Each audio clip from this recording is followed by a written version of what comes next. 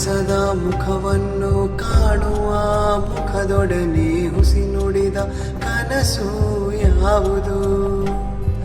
ಬರೆದಿಟ್ಟ ಪುಟಗಳನ್ನು ತಿರುಗಿ ನೋಡಲಾರೆನು, ನೀವಾಗಿಯೇ ಬಂದು ಸರಿಪಡಿಸಿ.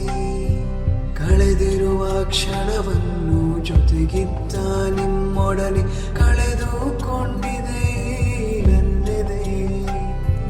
ಕರಿಮೋಡದ ಅಂಚಿನ ಮಳೆ ಸುರಿಯುವ ಹಾಗೆ ಕಣ್ಣಂಚಿನ ನೀರು ಚಿಮ್ಮಿತು.